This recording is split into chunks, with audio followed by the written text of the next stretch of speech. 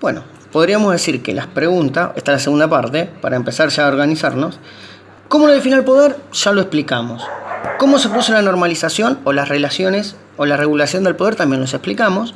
Y básicamente cómo se despliega el poder. Es acá donde nos tenemos que centrar. ¿Qué es lo que dice Foucault? El poder produce sujetos. ¿Esos sujetos cómo se definen? Básicamente, principalmente por las acciones, las prácticas, los saberes y a partir de las relaciones sociales que son normalmente aceptadas o son normalmente establecidas por el poder. Por ejemplo, la monogamia es una relación social, sexual, ideológica y desde el punto de vista general que está aceptada por el poder. Es lo normal. Es lo normal que una persona tenga una relación básicamente monogámica. Ojo, tiene que ser monogámica heterosexual. Cuando es monogámica homosexual, ella nos produce que es anormal o es algo que está prohibido o algo que hay que erradicarlo. Porque así funciona el poder.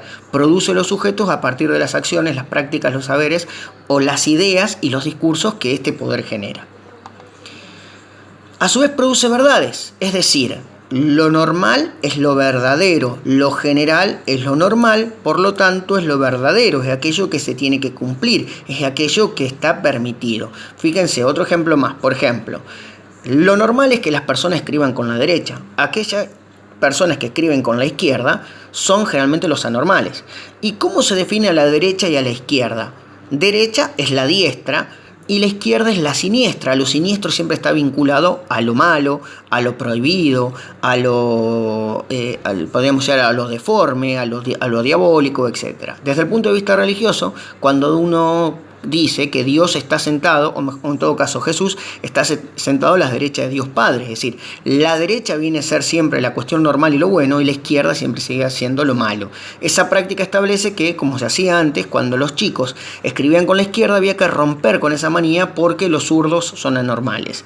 Entonces, como es una sociedad de derechas, todo el mundo utiliza la derecha, es mejor que los chicos, aunque sean zurdos, hay que normalizarlos en el uso de la derecha como forma de escribir, y eso produce la verdad. Aquellas personas son normales y escriben con la derecha. Y produce prácticas, hay que escribir, y acciones que hay que escribir con la derecha. La verdad, dice, es parte del poder.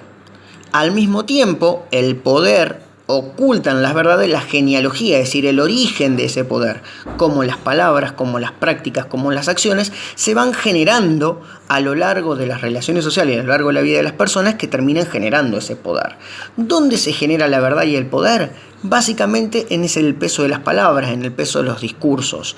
Si uno se pone a analizar el nombre de las palabras, siempre está vinculada a la idea de poder. Por ejemplo, si lo analizamos desde el machismo, todas las profesiones están hechas masculinas. Toda la cuestión general, o entonces podríamos decir que habla de grupos, está hecho en masculino. Fíjense, el hombre, que vincula a la mujer, pero a partir de la figura del hombre. El humano, esa O identifica a lo masculino. El abogado, el médico, el presidente, el senador, el diputado, son todas palabras, son todos discursos que establecen la normalización de ideas, de prácticas y de acciones, que lo masculino es más importante que lo femenino.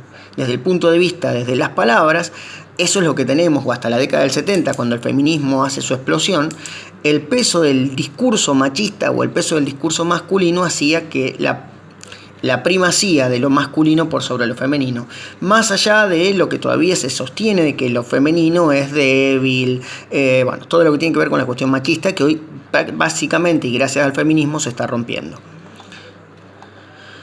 El poder y los discursos, ahí es donde se despliega el poder. El lenguaje es una creación de los seres humanos, por lo tanto es una relación de poder, en la cual las palabras conllevan siempre ideas, conceptos y acciones que el poder crea para reproducirse. A su vez, analizar los discursos es una forma de comprender cómo el saber y el poder se articulan en los discursos que una sociedad mantiene como verdad y para sí mismo.